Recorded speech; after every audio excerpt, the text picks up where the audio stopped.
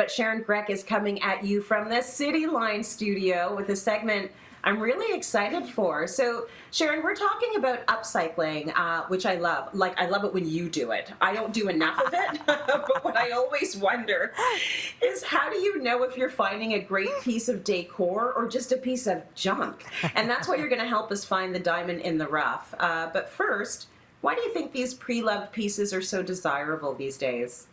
Well, you know what, Tracy? I think that we're all looking for ways to make more sustainable choices in so many different aspects of our life. So when it comes to redecorating, what's better than keeping furniture out of the landfill, right? I think that that's a really huge motivator for a lot of people. And when you think about older items, they were just generally made with more superior materials. The craftsmanship was awesome.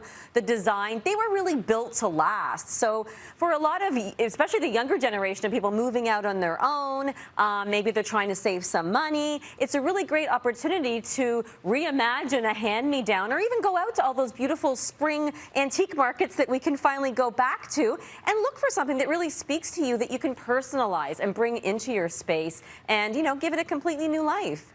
I got to admit, the older I get, the more I think everything my parents said was true. And I agree, the craftsmanship was better back then. So get those pieces and refurbish them. So take us through the pieces you've brought down and show us what we should be looking for. And let's start with that gorgeous credenza there, Sharon. Yes. Okay. So Tracy, this is a pretty awesome piece. This belonged to my in-laws for over 40 years. I saw it many times, and I thought that it was as they were starting to downsize this piece. My father-in-law was kind of ready to get rid of because it wasn't going to fit in, and I couldn't just see it go to the curb. So much to my kids' dismay, because they looked at this and said, "I love it in Nono and Nona's house, but not in ours, please." But I could see through that. Like, I knew that I could turn it into something that would look wonderful in our house. So that is kind of a first tip when you're looking for pieces. Don't let the finish deter you, okay? Like, look beyond it. What you do want to look for, however, especially in wood pieces, is solid. Is the wood solid? Are you going to be able to stain it and paint it and do whatever you want to do with it? Bring your tape measure when you go to these markets, or even if it's a Facebook marketplace. Make sure that the piece is going to fit into your home, because, you know, a lot of these older pieces, Trace, they're not like flat packed. They're not going to be able to be reassembled and put back together in your house. So you got to make sure you can push it up the stairs and you have people to help you with that. So really, really important to think about that. And of course, is it solid wood? You know, I knew that this piece was not high-end walnut or cherry, but it was solid and I could do a lot with it. So that's really, really important. Veneers are wonderful. You can paint them, but a lot of sanding is really going to damage a veneer. So look for solid wood pieces.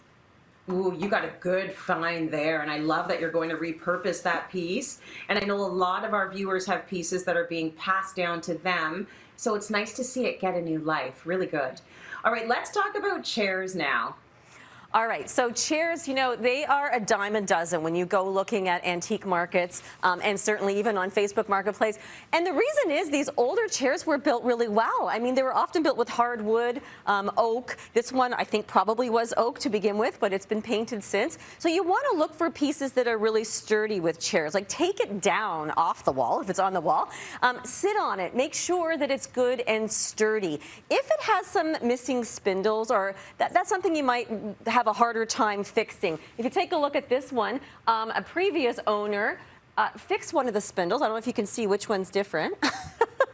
Yeah, I can see that. So, you know what's funny? A friend of mine owns this. I've looked at this for many, many, many years, and it was only now that I saw that. So paint can actually hide a lot of those things, but replacing it, you have to know what you're doing. You can easily fix some loose spindles just with some wood glue and a clamp, so that's an easy fix. But if it feels like it's falling apart, there's a broken leg or a broken spindle, that might be something that will put you off. Okay, so many wicker chairs being left out on the curb. How do we know if we should take it or just leave it?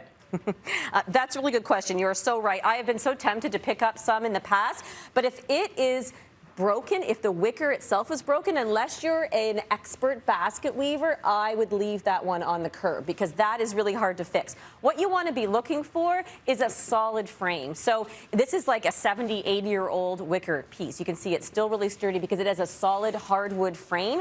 A lot of the newer ones have metal or steel, and that's really good too, but just make sure the wicker, whether it's a fiber or a rattan, is still in good shape, and then you can totally reimagine it with a new paint color, some new cushions, put it outdoors or indoors, and you get a lot of life out of these good ones. Beautiful. Okay, what about the coffee table there? It looks pretty current to me with its grayed weathered wood. That's very in right now.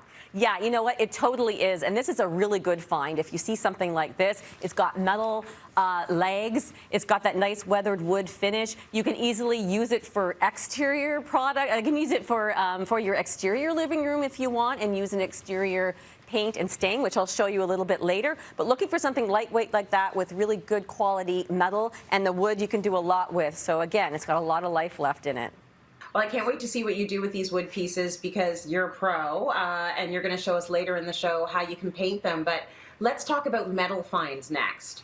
Yeah, metal can be a little bit scarier because you're often going to see rust on older pieces. So if it's something that's just decorative, like this cute little vintage laundry hamper, the rust is kind of charming. It's sort of cute, but you want to look for something that it hasn't been eaten away. So you want to make sure the rust is just on the surface. If it's starting to eat away at the metal, you know, it's kind of going to destroy it. But something like this, you can just use steel wool or sandpaper and clean it all up, and then use a direct to metal paint and completely change it, or just bring it back to its original glory.